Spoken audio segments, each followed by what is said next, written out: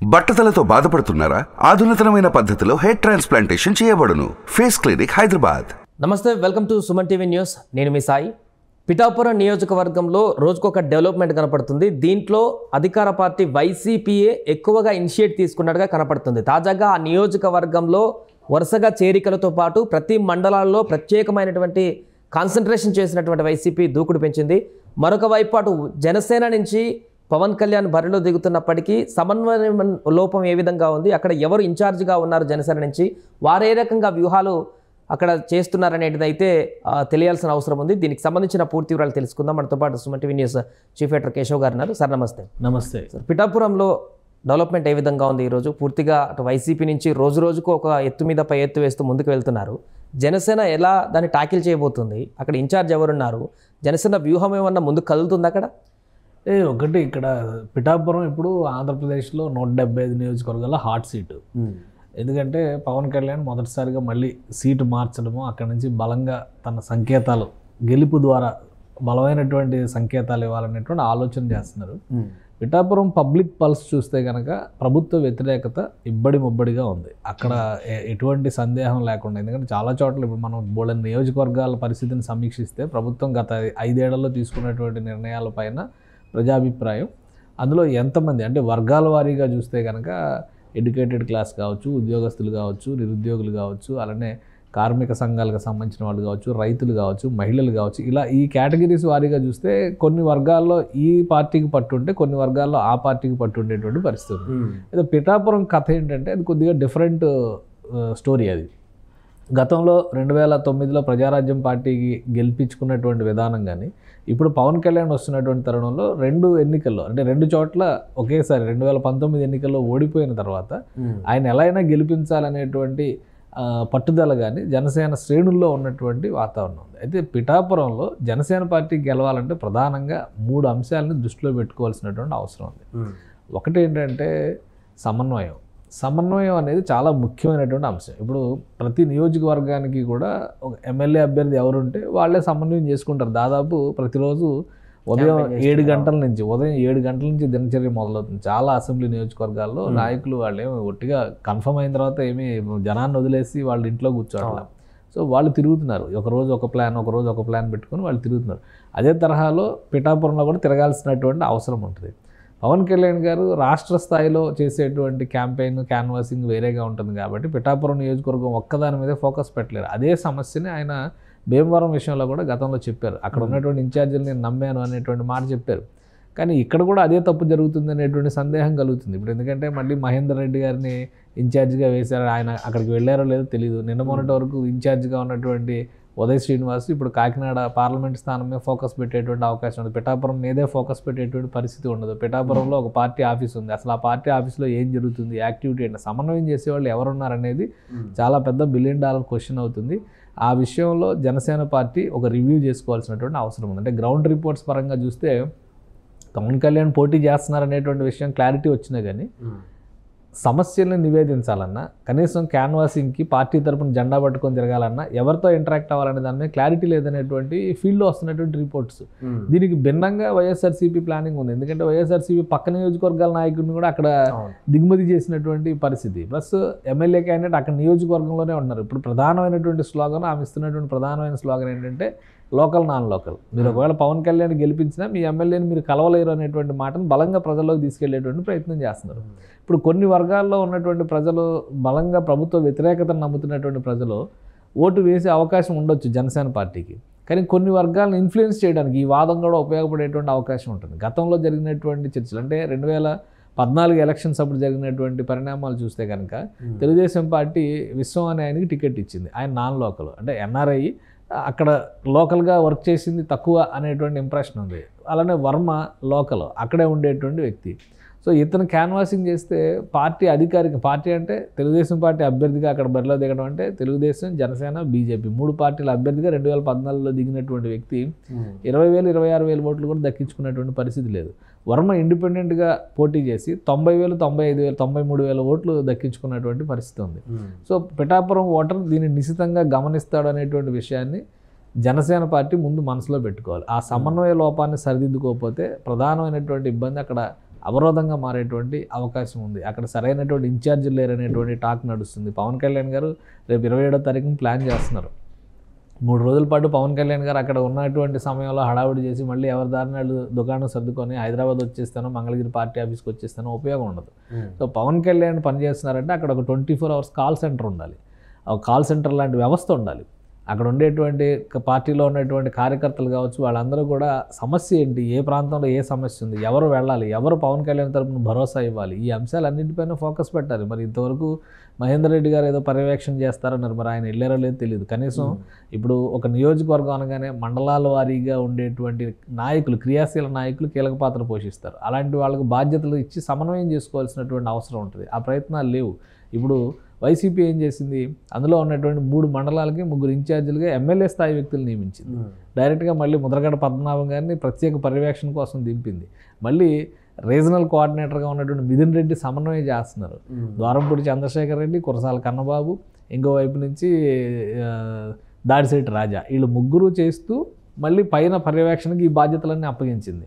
So కింది లెవెల్లో నిర్మాణం ఉన్నటువంటి పార్టీ కాబట్టి మండల స్థాయి నుంచి గ్రామ స్థాయి నుంచి ప్రజలు ఇంటింటికి వెళ్ళే వ్యవస్థ ఉంది, వాళ్ళకి ఇంటింటికి వెళ్ళే వ్యవస్థ ఉంది. కాబట్టి ఈసారి పవన్ కళ్యాణ్ కాదు ఇక్కడ ఓటు వేసి గెలిపారు. ఇంకొక విషయం ఏంటంటే ఆసక్తికరమైంది, 2009 ఎలక్షన్ సమయంలో కూడా వంగాగీతకి ముందే అనౌన్స్ చేసిన టికెట్ కాదు అది.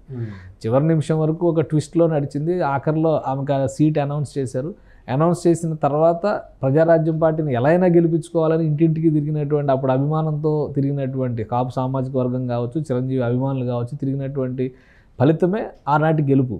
కాబట్టి ఇప్పుడు అలాంటి ఆవేశం, అలాంటి ఆలోచన అక్కడ ఉన్నటువంటి స్థానికుల్లో ఉన్న దాన్ని సమన్వయం చేసుకునేటువంటి సామర్థ్యం జనసేనలో లేకపోతే మళ్ళీ ఫలితం రివర్స్లో వచ్చేటువంటి ప్రమాదం ఉంటుంది. మొదటి అంశంగా మనం దాన్ని చూస్తే, రెండో అంశం ప్రతికూలమైనటువంటి అంశం అక్కడ ఉన్నటువంటి రెబల్ అభ్యర్థులు కావచ్చు, అసమ్మతివాదులు కావచ్చు. ఆల్రెడీ అసమ్మతివాదులందరినీ ఒక వేదిక పైకి వైసీపీ తీసుకొచ్చేసింది. లాస్ట్ టైం జనసేన పార్టీ తరఫున పోటీ చేసినటువంటి నాయకురాల దగ్గర నుంచి అక్కడ కాస్త ఇన్ఫ్లుయెన్స్ చేయగలిగేటువంటి జనసేన నాయకులు ఎవరున్నా కానీ ఒక్కొక్కరుగా మొత్తాన్ని ఒక టార్గెట్ పెట్టినట్టుగా వాళ్ళందరినీ ఏరివేసే కార్యక్రమం అన్నమాట. వాళ్ళందరినీ వైసీపీలోకి తీసుకొచ్చేటువంటి పని చాలా వేగంగా చేసింది వైసీపీ.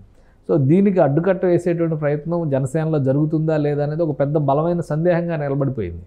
సో అది ఎవరు దాన్ని పూరుస్తారు అనేటువంటి విషయంలో క్లారిటీ లేదు. తర్వాత మూడో అంశం, నియోజకవర్గం పరంగా పిఠాపురంకి జనసేన పార్టీ ఏం చేయబోతుంది. ఒక ఈక్వేషన్ సామాజిక వర్గాల లెక్క పవన్ కళ్యాణ్ వస్తే ఆహా ఓహో అంటారు అనేటువంటి మాట కాకుండా పిఠాపురం నియోజకవర్గానికి సంబంధించి యాక్షన్ ప్లాన్ ఏంటి, నియోజకవర్గ డిక్లరేషన్ అనేది ఒకటి ఉండాలి.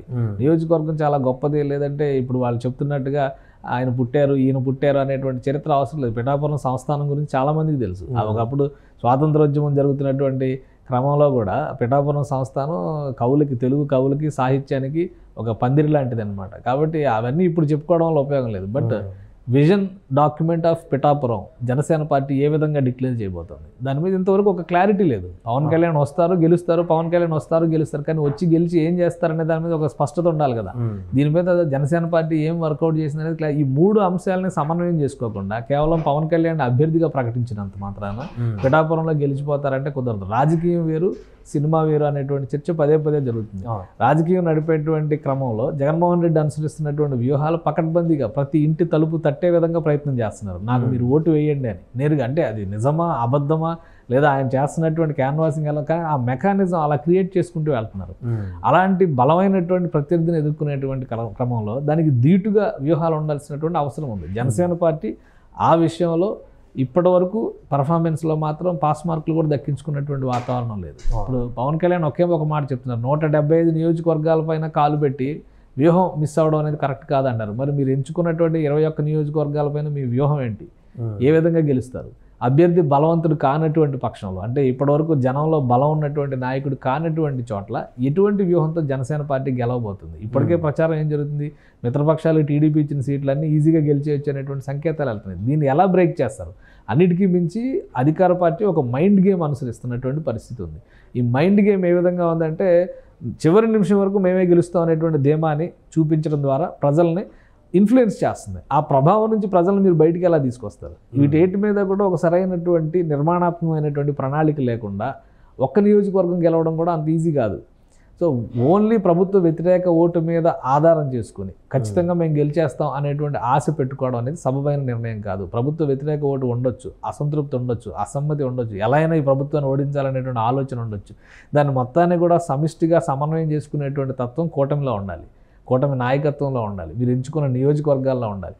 అదే విషయం ప్రజల్లో మనసుల్లోకి వెళ్ళే విధంగా బలమైనటువంటి సంకేతాలు ఇచ్చే విధంగా ఒక వ్యూహరచన జరగాలి. ఆ సమన్వయం జరగట్లే. ఇప్పటికి కూడా పిఠాపురం నియోజకవర్గంలో తెలుగుదేశం పార్టీ నాయకుడిగా ఉన్నటువంటి వర్మను పిలిచి ప్రజారాజ్య జనసేన పార్టీ నాయకత్వం సమన్వయంతో ఒక మీటింగ్ బలమైన నాయకుడిగా మేమంతా ఒకటే అనేటువంటి సంకేతం ఇచ్చినటువంటి పరిస్థితి లేదు. ఇవన్నీ డొల్లగా మారిపోయేటువంటి ప్రమాదం ఉంది. ఈ అంశాలపై ఇప్పుడు ఉదాహరణకి నాగబాబు లాంటి నాయకుడు ఉన్నారు, ఆయన అక్కడే క్యాంప్ వేయొచ్చు. ఇప్పుడు ఆయన ఎక్కడ కంటెస్ట్ చేయట్లేదు కాబట్టి పవన్ కళ్యాణ్ తరపున ఆయన ఒక సమన్వయం చేయొచ్చు, అలాంటి వారికి అవకాశం ఇచ్చవచ్చు. ఆయనే కాకపోయినా మరొకరు ఇంకెవరైనా కానీ పూర్తిగా బాధ్యతలు ఇచ్చి నియోజకవర్గంలో ఉన్నటువంటి అన్ని మండలాల వారీగా ఫోకస్ పెట్టి అక్కడ క్రియాశీలంగా ఉన్నటువంటి జనసేన, తెలుగుదేశం, బీజేపీ కార్యకర్త, బీజేపీ కూడా అక్కడ బలంగా ఉన్నట్టు మనం భావించాలి. ఎందుకంటే 2004 ఎన్నికల్లో పొత్తులో భాగంగా బీజేపీ పిఠాపురం నుంచి పోటీ చేసింది. అంటే అంతో ఇంతో అక్కడ కేడర్ ఉండేటువంటి అవకాశం ఉంది. సో వీళ్ళ ఇంకోటి ఇప్పుడు సిట్టింగ్ ఎమ్మెల్యేగా ఉన్న పెండెం దొరబాబు ఆ రోజు బీజేపీ అభ్యర్థిగా పోటీ చేశాడు. సో వీటన్నిటినీ సమన్వయం చేసుకునేటువంటి ఒక సమిష్టి వ్యూహం జనసేన పార్టీకి, ముఖ్యంగా కూటమి పార్టీలకి, కూటమిలో ఉన్నటువంటి నాయకులకి, అభ్యర్థులకి ఉండాల్సినటువంటి అవసరం ఉంది. అది ఎక్కడా లేకుండా యథాలాపంగా ప్రజల్లో ఉన్నటువంటి వ్యతిరేకతను మాత్రమే ఆధారం చేసుకొని గెలిచేస్తామంటే కనుక అది సాధ్యపడేటువంటి విషయం కాదు. వైసీపీ ఇప్పటికే దూకుడు పెంచి మొత్తం అసలు 175లో మాకు మెయిన్ ఇదే అన్నట్టు మొత్తంగా క్రియాశీలకంగా ముందుకు వెళ్తుంటే జనసేన ఇంత లేట్ చేయడానికి గల కారణం ఏంటి? ఇంకా టైం ఉంది, 2 నెలలు ఉంది కదా అనేటువంటి ఒకటి అలసత్వమా, లేకుంటే గెలిచేస్తాంలే ఈసారి పక్క అనేటువంటి ఒకటి? ఇప్పుడు RRR సినిమాలో ఒక డైలాగ్ ఉంది కదా, ఎంతసేపు ఈ నక్కల వేట కుంభస్థలాన్ని కొడదాం అని చెప్పని. వైసీపీ ఇప్పటికీ ఒక మొదటిసారి 2019లో ప్రమాణ స్వీకారం చేసిన మరుక్షణం జగన్మోహన్ రెడ్డి గారు చెప్పినటువంటి డైలాగ్ ఏంటంటే 2024లో మనం అధికారంలోకి రావాలి. అలా ఏ సీఎం కూడా స్టేట్మెంట్ ఇచ్చినటువంటి పరిస్థితి లేదు. అంటే ఆయన వ్యూహం క్లియర్గా ఉంది. ఒక 2 సార్లు వరుసగా గెలవాలి, గెలవడం ద్వారా పదవిని పటిష్టం చేసుకోవాలనేటువంటి వ్యూహం ఉంది. ఆ ప్రణాళిక విపక్షాల్లో రావడానికి కొంత సమయం పట్టింది. కానీ ఈ పెద్ద నష్టపరిచే పొత్తులు అనేవి ఎన్నికల ముందరే జరుగుతాయి. ఎన్నికలకి ఒక 2 ఏళ్ల ముందర, 3 ఏళ్ల ముందర, 5 ఏళ్ల ముందర జరిగేవి కావు, ఎన్నికల ముందరే జరుగుతాయి. కానీ జరిగిన తర్వాత సమన్వయం, ముందుగా ఓటు ట్రాన్స్ఫర్ అనేది చాలా బలంగా జరగాలంటే కనుక మేమంతా ఒకటే అనేటువంటి సంకేతాలు ఉండాలి. ముగ్గురు ఎడమొహం పెడమొహంగా ఒకే వేదిక పైన కూర్చుని ఎవరి వెర్షన్ వాళ్ళు మాట్లాడుకొని వెళ్ళిపోయినంత మాత్రం ఉపయోగం లేదు. ప్రధానమంత్రి గారు వచ్చేమో ఎన్డీఏ గెలుస్తుంది అంటారు, చంద్రబాబు నాయుడు గారేమో తెలుగుదేశం పార్టీ గెలుస్తుంది అంటారు, జనసేన పార్టీ నాయకులేమో జనసేన పార్టీ గెలుస్తారు. దానివల్ల ప్రజలకు ఏం మెసేజ్ వెళ్తుంది? కాబట్టి ఆ సమన్వయ లోపం అనేది పార్టీలో కానీ, కూటమిలో కానీ, అభ్యర్థుల మధ్య కానీ ఉంటే తీవ్రమైనటువంటి నష్టం జరుగుతుంది.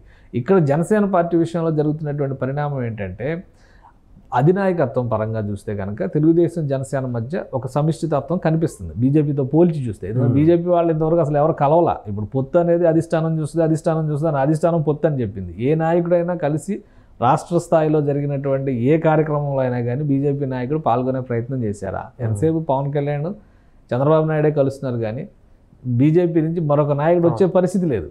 ఒకవేళ బీజేపీ నుంచి మరొక నాయకుడు వస్తే ఈయన మాజీ తెలుగుదేశం అనో లేదంటే తెలుగుదేశం వర్గంలో వ్యవహరిస్తున్నాడు అన్నటువంటి విమర్శ మళ్ళీ బీజేపీ వాళ్ళే చేస్తున్నారు. కానీ ఇది ప్రజలకు ఎలాంటి సంకేతం ఇస్తుంది?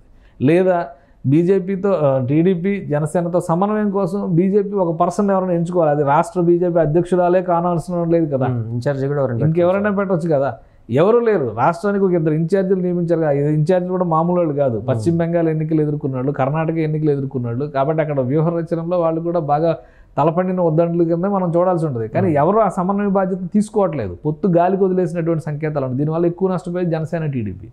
కాబట్టి ఈ 3 అంశాలను సమన్వయం చేసేటువంటి బాధ్యత తీసుకోకుండా నియోజకవర్గాల్లో బలమైన సంకేతాలు ఇవ్వడం కష్టం. ఎక్కడైతే అసంతృప్త నాయకులు ఉన్నారో వాళ్ళని పిలిచి 4 గోడల మధ్య మాట్లాడడమే కాకుండా ప్రజల మధ్యకి తీసుకెళ్లి సమావేశాలు పెట్టాల్సినటువంటి అవసరం ఉంది. మేమంతా కలిసి ఉన్నాం అనేటువంటి విషయం ఇప్పుడు తిరుపతి విషయంలో జరుగుతుంది. ఆర్ఎన్ శ్రీనివాసుల పైన local non local issue same ఇదే కేటగిరీలో నడుస్తుంది. పవన్ కళ్యాణ్ స్టేచర్ ఎక్కువ కాబట్టి ఎక్కువ డిస్కస్ చేస్తున్నాం. ఆర్ఎన్ శ్రీనివాసుల పరిస్థితి కొంచెం తక్కువ కాబట్టి తక్కువ డిస్కస్ చేస్తున్నాం. కానీ నియోజకవర్గ ఓటర్కి ఏంటి అదే కదా కీలకం. ఇప్పుడు దీనివల్ల అడ్వాంటేజ్ పొందేది ఎవరు? మళ్ళీ వైసీపీ వాళ్ళే అవుతారు. ఇప్పుడు ఆల్రెడీ అక్కడ బొమ్మన కరుణాకర్ రెడ్డి ఆయన వారసుని బరిలో దింపారు. ఫస్ట్ ఎలక్షన్ కాబట్టి ఖచ్చితంగా గెలిచి తీరాలనేటువంటి తపనతో ఉన్నారు. ఇక్కడ ఈ సమన్వయ లోపం వాళ్ళకి అడ్వాంటేజ్ అయితే నష్టపోయేది ఎవరు? వీళ్ళే కదా. సో ఇలాంటి నష్టాలను నివారించుకోవాలంటే కూటమిలో సమన్వయం ఉండాలి. సమన్వయం లేకుండా చేసేటువంటి ప్రకటనలు కానీ, సమన్వయం లేకుండా చేసేటువంటి సభలు కానీ ఫలితాలను ఇచ్చేటువంటి అవకాశం ఉండదు. సో ఫైనల్గా అంటే ఇప్పుడు జరుగుతున్నటువంటి పరిణామాలు చూస్తుంటే పిఠాపురంలో రాబోయే ఎన్నికలలో ఫలితాలు ఏ రకంగా ఉండేటువంటి అవకాశం ఉంది? పవన్కి మరొకసారి ఇలానే కొనసాగితే, ఇప్పుడున్నటువంటి పరిస్థితి కొనసాగితే మరొకసారి ఆ పరాభవం తప్పేటువంటి అవకాశం లేదు. పవన్ కళ్యాణ్ని పిఠాపురంలో ఓడించడం అనేది అసాధ్యం. 100% చేసేటువంటి ప్రయత్నాలకి మరొక 100% అంటే 200% ప్రయత్నాలు చేయగలిగితే పవన్ కళ్యాణ్ ఓడించగలుగుతారు. ఎందుకు అంటే ఇప్పటివరకు అన్నీ చెప్పి ఇంత గ్యాప్స్ ఉన్నాయంటూ మళ్ళీ ఎందుకు ఓడించలేరు అని చెప్పని అంటున్నారంటే, పవన్ కళ్యాణ్ మీద ఉన్నటువంటి ఈ 10 years నుంచి ఆయన కష్టపడినటువంటి విధానం పైన ఉన్న పాజిటివ్ ఓటు. ఇంకోటి పిఠాపురం నియోజకవర్గంలో గత కొంతకాలంగా ఒక క్యాన్వాసింగ్ జరిగింది. పవన్ కళ్యాణ్ ఇక్కడ బరిలో దిగితే గెలిపించే బాధ్యత మనం తీసుకుందాం అనేటువంటి రీతిలో ప్రచారం విస్తృతంగా జరిగింది. ఒకవేళ పవన్ కళ్యాణ్ దిగితే, లేదు జనసేన పార్టీ అభ్యర్థికి ఓటు వేద్దాం అనేటువంటి విషయంలో ఒక పాజిటివ్ వేవ్ అనేది పిఠాపురంలో ఉంది. మూడవది ప్రభుత్వ వ్యతిరేక ఓటు అనేటువంటి అంశం. ప్రభుత్వ వ్యతిరేకత, ప్రభుత్వంతో వచ్చినటువంటి కొన్ని సమస్యల కారణంగా పిఠాపురంలో ఉన్నటువంటి ఓటర్లు ప్రత్యామ్నాయం వైపు చూస్తున్నారు. ప్రత్యామ్నాయాన్ని చూసేటువంటి క్రమంలో బలమైన నాయకుడు, రాష్ట్ర స్థాయి నాయకుడు, జనాకర్షణ ఉన్నటువంటి నాయకుడు, జాతీయ స్థాయి పార్టీలను కూడా ప్రభావితం చేయగలిగినటువంటి నాయకుడు పవన్ కళ్యాణ్ వస్తున్నారంటే ఆయనకు ఓటు వేయడానికి ప్రజలు సిద్ధంగా ఉన్నారు. ఓటు వేయించుకునే సామర్థ్యం జనసేన పార్టీ నాయకత్వానికి, కూటమికి ఉండాల్సినటువంటి అవసరం ఉంది. అది చాలా స్పష్టమైనటువంటి అంశం.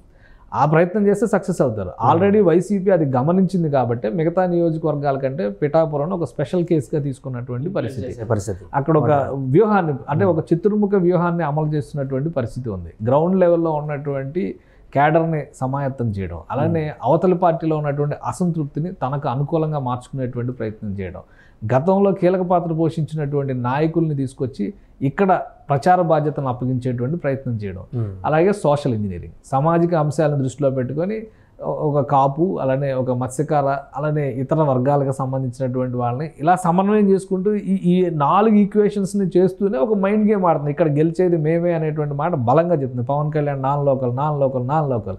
పవన్ కళ్యాణ్ తరపున మీరు ఏదైనా ఒక సమస్యని విన్నవించాలంటే ఎవరికి చెప్పాలి చెప్పండి, ఎవరున్నారు చెప్పండి, ఈ క్వశ్చన్స్ అడుగుతున్నారు.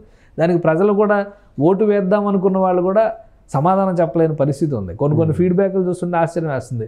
ఏదేమైనా ఈసారి మేము పవన్ కళ్యాణ్కి వేస్తామని చెప్తున్నారు. ఎందుకంటే వాళ్ళ దగ్గర రీజన్స్ లేవు. ఎందుకు వేస్తున్నారంటే రీజన్స్ లేవు. అవతల వాళ్ళ మీద ఉన్న కోపం కొద్దీ పవన్ కళ్యాణ్ ఎంచుకుంటున్నారు తప్పితే పవన్ కళ్యాణ్ ఇందులో బెస్ట్, లేదా జనసేన ఈ పనులు చేయడం వల్ల మాకు నచ్చింది, అందుకే మేము పిఠాపురంలో ఓటేస్తామని చెప్పడానికి జనసేన ఆప్షన్ కల్పించాలి. ఆ ప్రయత్నం జరగకపోయినా కానీ ఓటర్ మనసులో మాత్రం ఈసారి ప్రత్యామ్నాయం కోసం పవన్ కళ్యాణ్ గెలిపించాలి. 2 చోట్ల ఓడిపోయాడు, 10 ఏళ్ళు అయినా కానీ రాజకీయం చేస్తూనే ఉన్నాడు, ప్రజల్లో తిరుగుతూనే ఉన్నాడు. ఆయన చేసేటువంటి రాజకీయాల్లో అవినీతి లేదు, వేరే రకమైనటువంటి విమర్శలు లేవు. సో వ్యక్తిగతమైనటువంటి దాడులు మినహా, వ్యక్తిగతమైనటువంటి అంశాల ప్రస్తావనల మినహా మిగతా అంశాలు ఏమీ లేవు అనేటువంటి సానుభూతి పవన్ కళ్యాణ్ మీద ఉంది.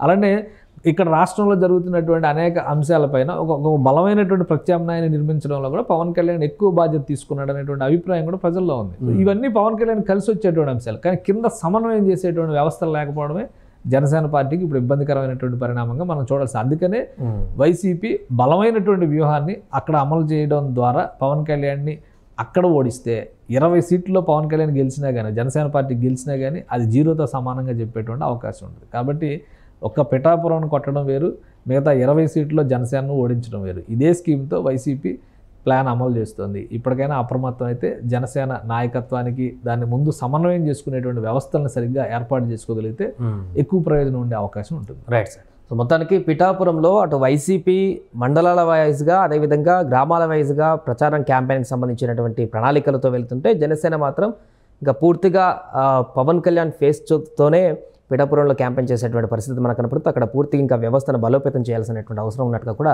కనపడుతుంది. సుమన్ టీవీలో మీ పర్సనల్ అండ్ బిజినెస్ ప్రమోషన్స్ కోసం కింది నెంబర్కి కాంటాక్ట్ చేయండి.